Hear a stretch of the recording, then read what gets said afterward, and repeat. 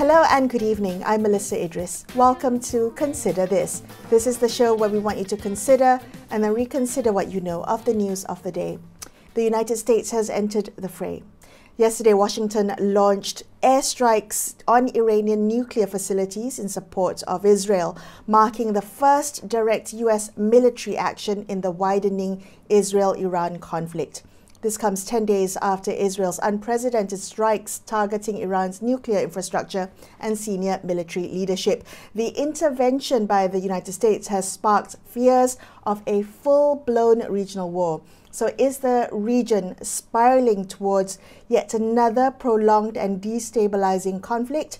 And what are the global stakes? So joining me on the show today to help me explore this further is Dr Julia Roknifard, Senior Lecturer at Taylor's University's School of Law and Governance. Dr Roknifard, Julia, thank you so much for being on the show with me today. How are you interpreting the US's direct strikes on Iran? I'm wondering what you're making of what you think the strategic objective of Washington is. What are they signaling here beyond the official rhetoric? It would be very good if we could be certain about strategic objectives and if they were what they declared ones are, but I'm not sure about the strategic objectives on two sides of this triangle, which are the United States and Israel, mostly because it's not really clear what's the end game in there. So it leads us to all sorts of insinuations and theories, sometimes conspiracy theories, about why this strike has been administered. In the first place, Donald Trump resorted to deception, saying that he's going to make the decision this weekend and then this past weekend, or then changing his words to that it's going to take him about 2 weeks. Within the 2 weeks, we're going to see what's going to happen, and then still administering the strike on the weekend. And some indeed said that it's going to happen exactly on the weekend. He's going to decide. So it's clear that we can't trust whatever words are coming there from the White House, and to make any kind of conclusions based on that. If we look at a smaller picture, the regional picture, where the US is an external actor supporting Israel, as per the long-established tradition and strategic relationship between the two, Israel being a kind of an outpost for the United States in the region, then we probably we can think that it is done in support of Israel, who cannot administer this operation alone because Israel raised hand on Iran's nuclear program, and then as per what the dominant expert opinion is, it's not possible to destroy it completely without the bunker busting bombs, which only the US has. And that's what US has done, sending its B-2 bombers with roughly, I think, 14 bombs. They're very heavy, each can carry only 2, and bombing 3 nuclear facilities in Fordo, Natanz, and Esfahan. The major one for which bunker busting bombs were needed was the facility in Fordo, which is buried deep underground. Some say it's 1 kilometer, 1,000 meters in the mountains. So it's under granite. So it's very hard to get there to destroy it. But then it brings us to the question why Israel decided to attack the Iran's nuclear program in the first place, because it knew that Netanyahu knew that Israel won't be able to destroy it on its own. So was the purpose to drag the United States in the Middle Eastern conflict in the first place? US refused to get engaged in what's going on in Gaza. So let's open another front of Iran. Of course, Israel has managed to build this consideration, this threat perception among the society as well, where Iran has been perceived as a threat for decades. There's been a large amount of hostility at the level of rhetoric, not so much in action until last year when they administered strikes against one another. But Israel has had this open front in Gaza. So why decide to strike on Iran now? There is also a consideration that if there is no progress on diplomacy, and if this mechanism, as per the so-called Iran nuclear deal, the snapback mechanism is not triggered by one of the European countries, which are still remaining in this so-called nuclear deal or JCPOA, Joint Comprehensive Plan of Action, then all the sanctions are going to be lifted off from Iran without the possibility of return. And that deadline expires in October. So that's why we've seen the speeding up of the diplomacy, and Donald Trump also trying to push forward for it.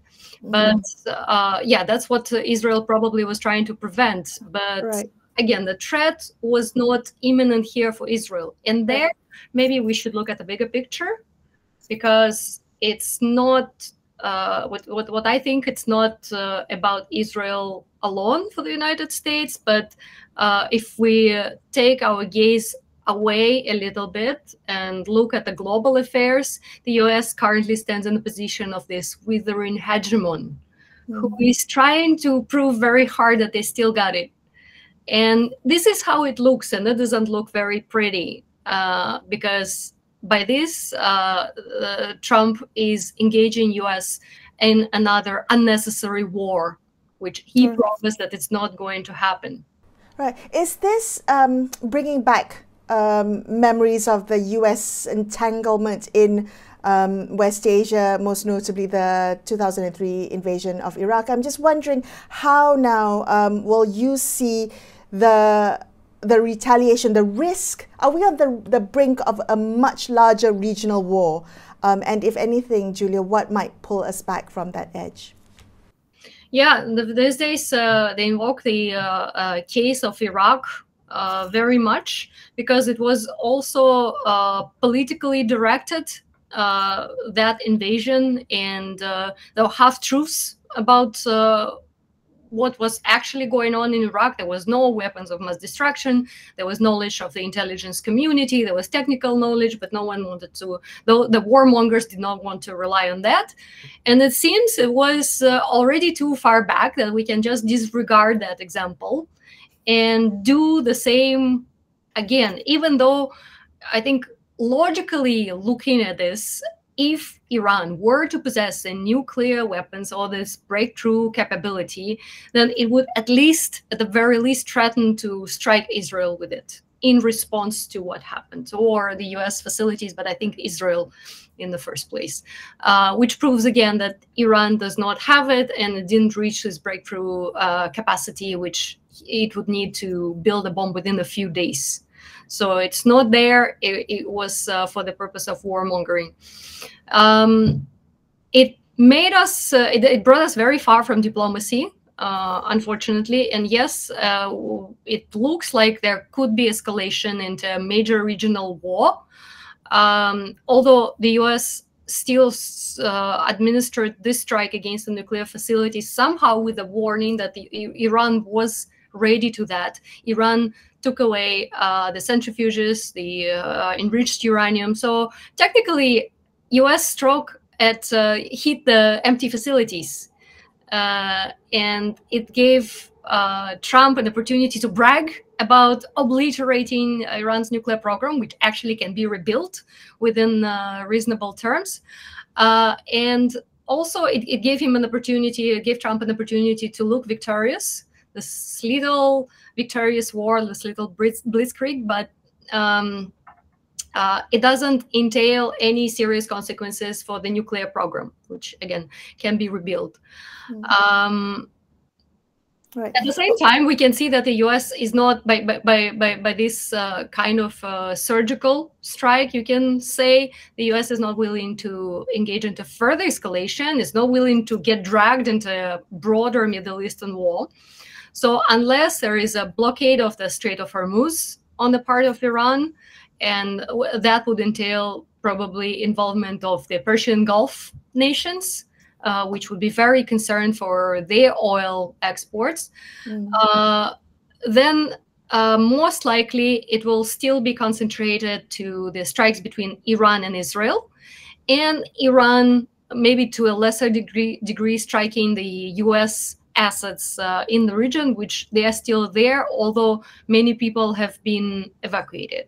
Right. I just so that I so we can understand the impact if Iran does decide to close the Strait of Hormuz. What risk do you think that might pose for the global economy? What are the global stakes if that is Iran's decision? The US pretend not to care, and we've heard Marco Rubio, the foreign minister, the foreign secretary, saying that now it's up to China to intervene, because China largely depends on the oil imports from the Persian Gulf. And China has been trying very hard to stay away from this and manage its economic interests somehow away from the conflict. We've already seen the increase of the oil prices.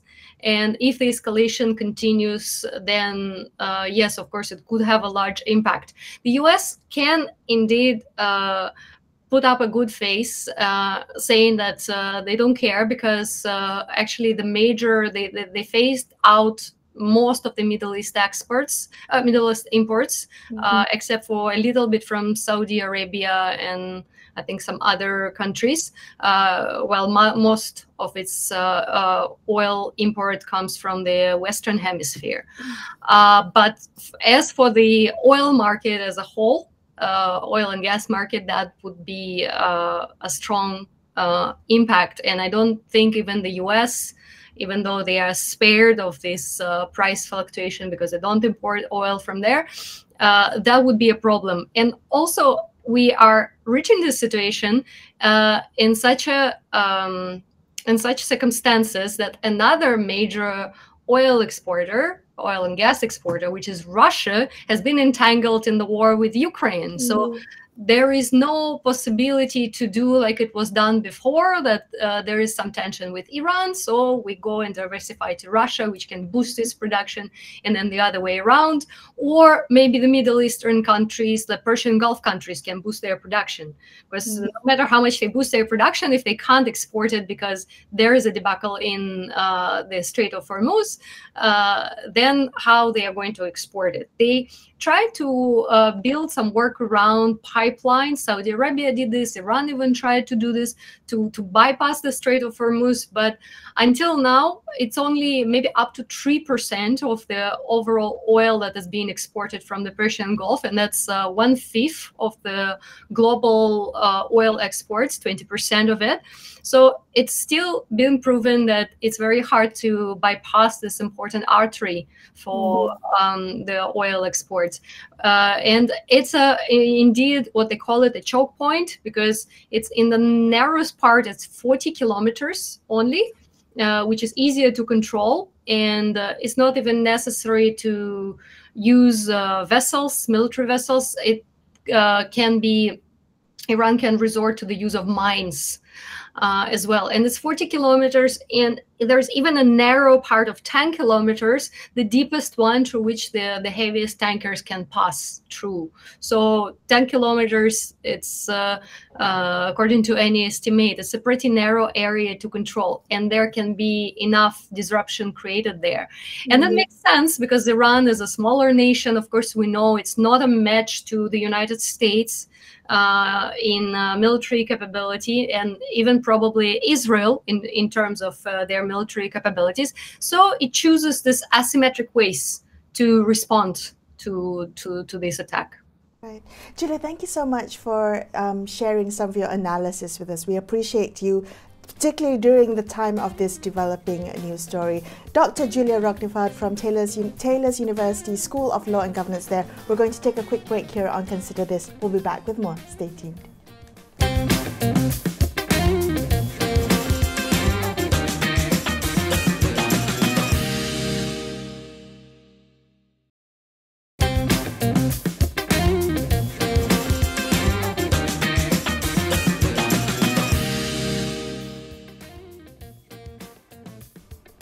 Hi, welcome back to Consider This. I'm Melisa Idris. Let's continue our discussion about the US's decision to intervene militarily to aid the Israeli attacks on Iran, prompting fears of a serious escalation across the region. Joining me now to explore this further is Dr Muslim Imran, founding director of the Asia Middle East Center for Research and Dialogue. Dr Muslim, thank you so much for being on the show with me today. How are you reading the US military intervention in joining Israel's strikes against Iran? I mean, the US President Donald Trump has hinted at possible regime change in Tehran. What message do you think Washington is trying to send, and how might it be read by Iran? Thank you very much, Melissa, and a good day to all your audience.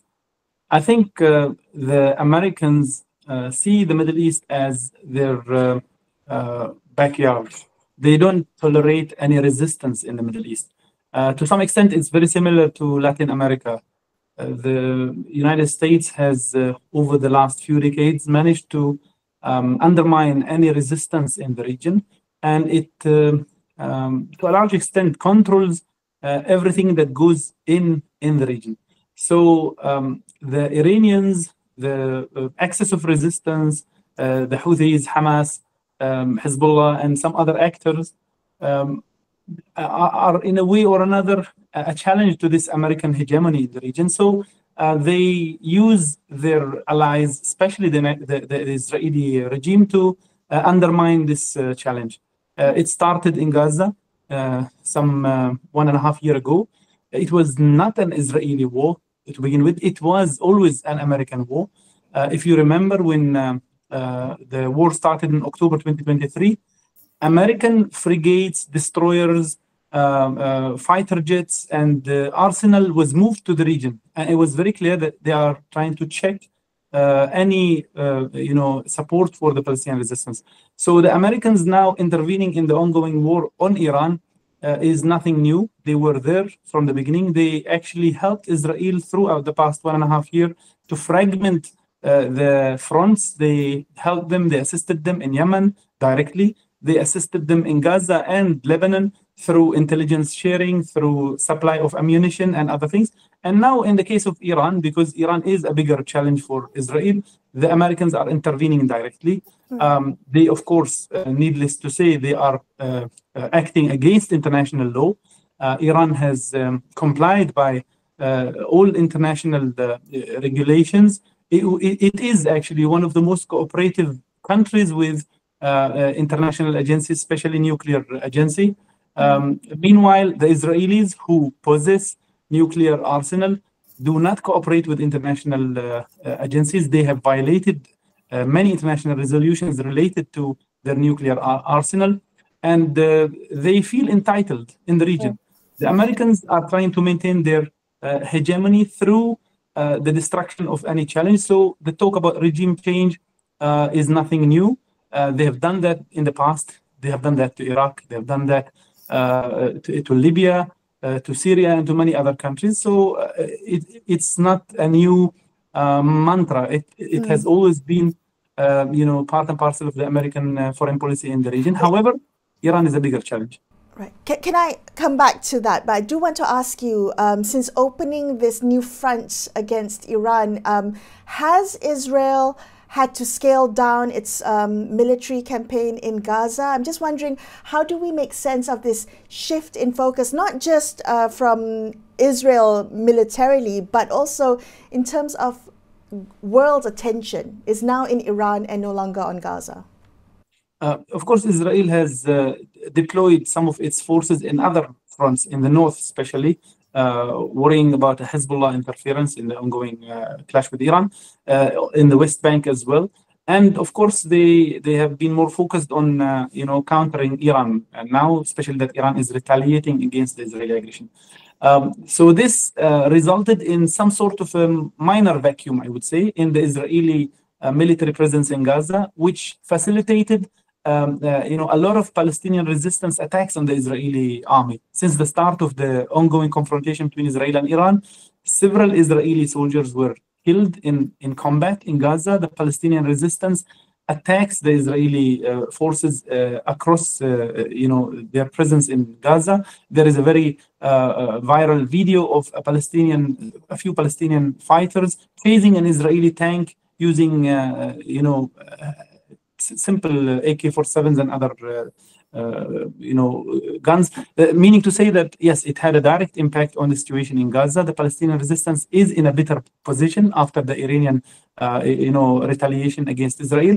However, of course, international attention is now focused on Iran because many in the international community are more concerned about petrol prices than the lives of the Palestinians. So Israel has been killing Palestinians in a continuation of its genocide since the start of this latest phase of confrontation, especially at the aid centers. So hungry Palestinians who have been starved by Israel go daily to the international aid centers, and the Israeli military continues to shoot at them, killing on average 50 to 60 people every day.